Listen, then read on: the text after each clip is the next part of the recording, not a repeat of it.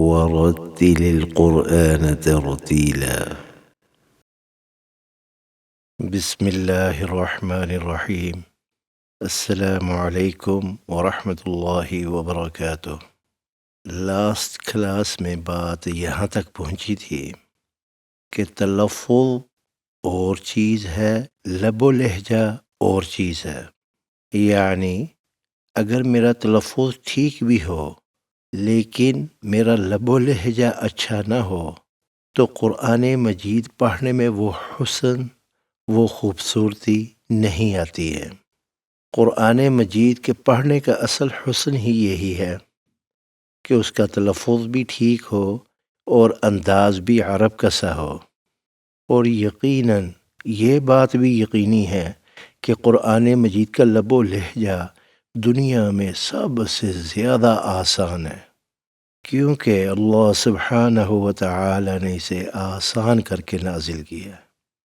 تو میرا بیٹا اب آگے چلتے ہیں. وہ یہ ہے کہ لب و لہجہ کس بات پر انحصار کرتا ہے.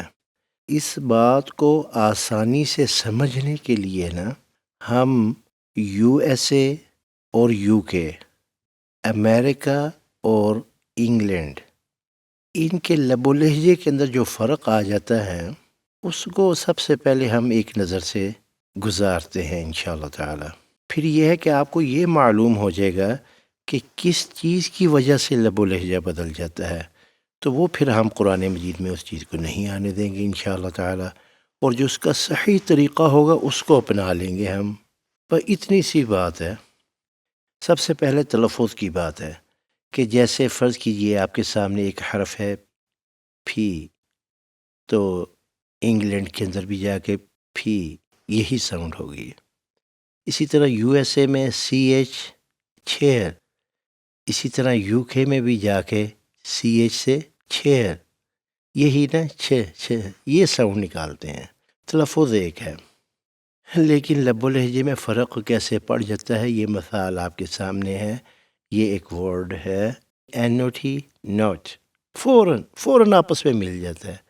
لیکن یہی چیز جب ہم امریکہ میں جا کے سنیں گے تو وہ نوٹ ہے تو اس کا ناچ واولز کی ادائیگی تھوڑا سا لمبا کر کے بولیں گے ناٹ.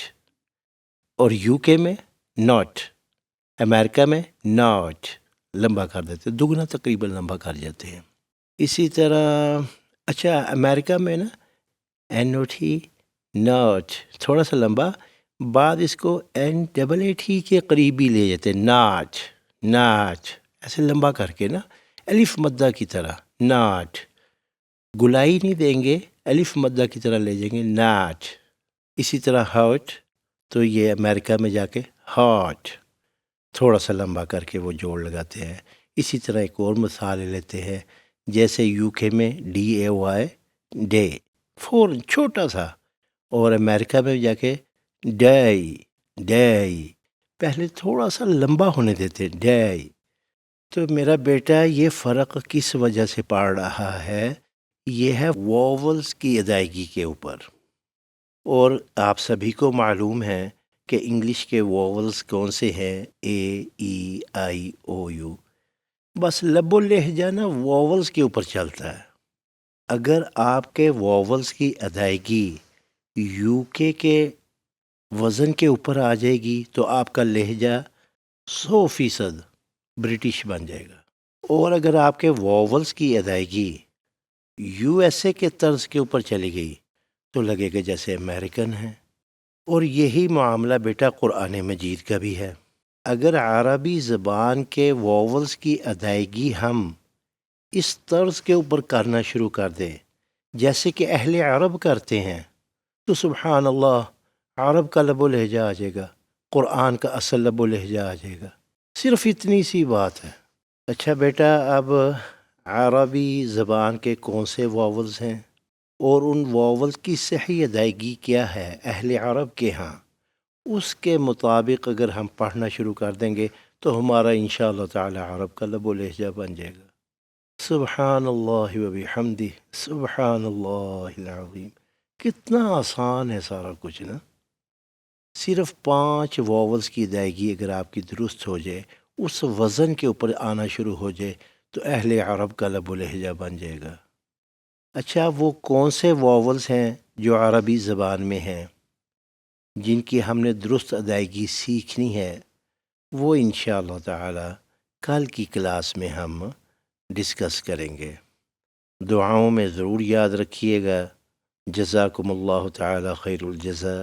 سبحانک اللہم ربنا وبحمدک، اشہد ان لا الہ الا انت، استغفرک واتوب الیک۔